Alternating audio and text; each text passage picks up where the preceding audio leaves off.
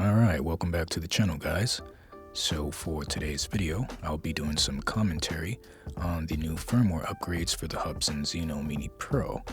One was for the transmitter and the other was for the drone, which now adds a couple of some cool new features that I'll be showing you here. Luckily I had some decent weather, so it was a perfect day for this.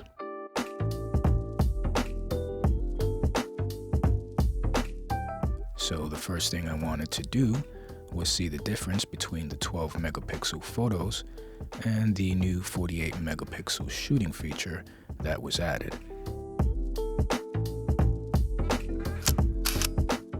Here's one picture taken at the normal 12MP resolution.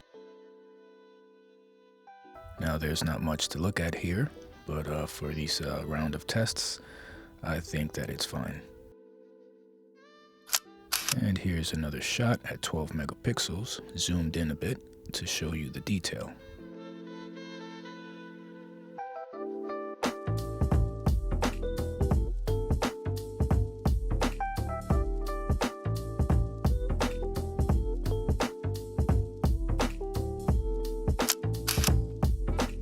And as you can see, the image quality is not bad at this resolution. So now I'll switch to 48 megapixel shooting and take a few pictures to see if there's any difference between the two.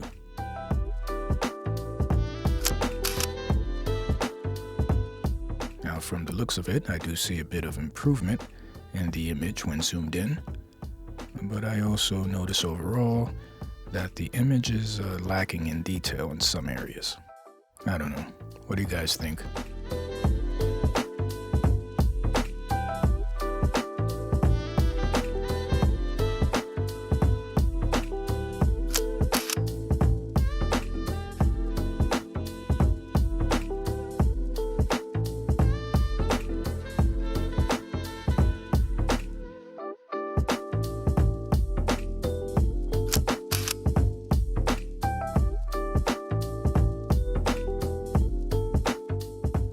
So here I wanted to go and check out some of the other new features that they added in this firmware upgrade, which I have to say is a major improvement from the previous ones.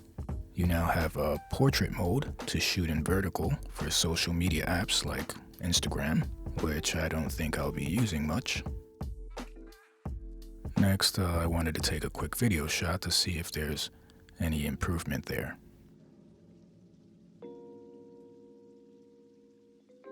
And now I show you the next new feature, which is the H-Log. And this one I'm very interested in because it allows you to shoot videos that can now be professionally color graded in software like DaVinci Resolve or Red Giant's Magic Bullet Colorista, which have very powerful color grading tools. H-Log is Hubsan's version of DJI's D-Log, but both of these are inspired by the original C-Log that you see in the high-end cinema cameras made by Canon.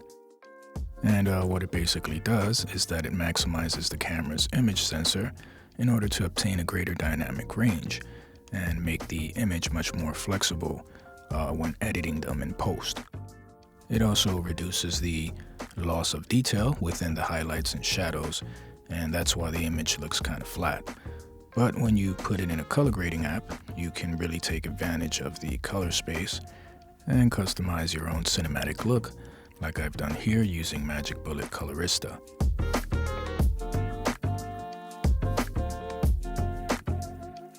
But there's also other apps that you can use like Adobe Premiere, Final Cut Pro 10, Vegas Pro, Firmware Pro, Lightworks, and several others.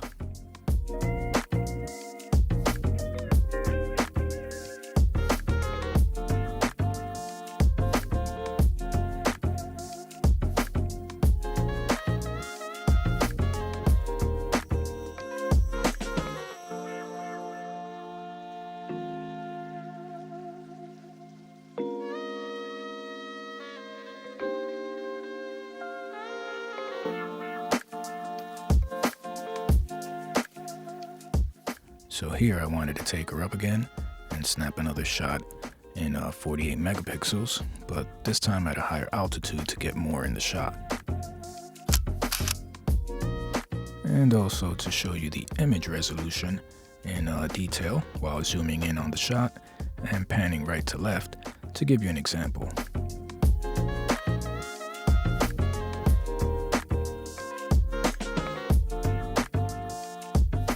By the way, if you're enjoying this video, please feel free to leave a like. This will definitely help the video's algorithm and also show your support for the channel as well. Anyway, here I do a sort of manual follow me or tracking on a friend of mine who wanted to see how it looked. And as you can see, the Zino Mini Pro does a really good job at stabilizing the camera while flying very smoothly in film mode.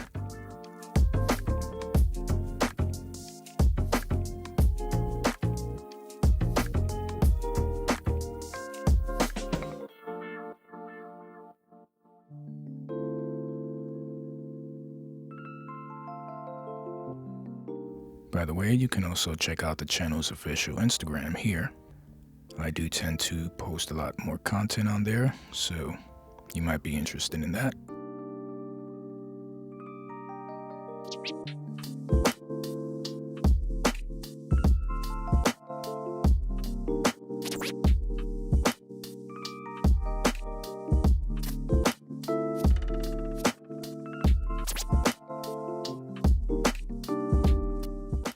There's my friend just strolling up the mountain.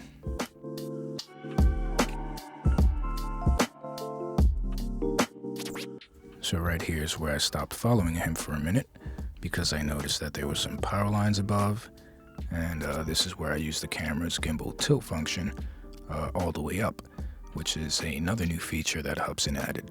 And yeah, I have to say that this came in very handy for me at this point. It allowed me to see the power lines clearly so that I can move away from them and continue my flight safely. So this is definitely a very useful feature.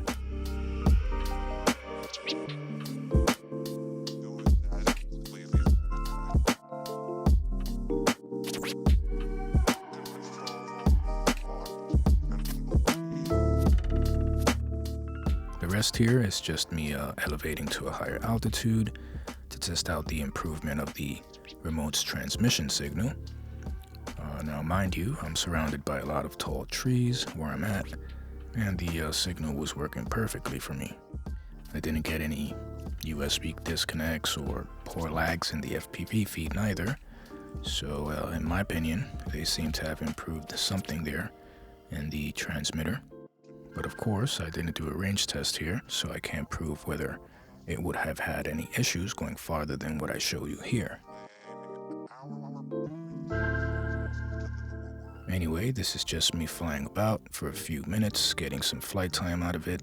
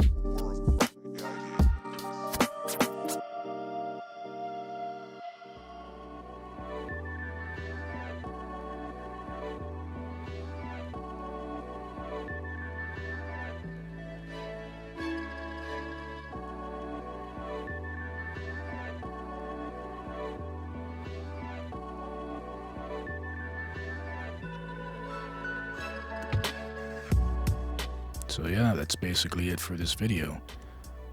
please don't forget to like the video before you leave, and hit that subscribe button too if you want to see more videos in the future. Alright, I'm out of here, guys. God bless you all, and I'll see you on the next one.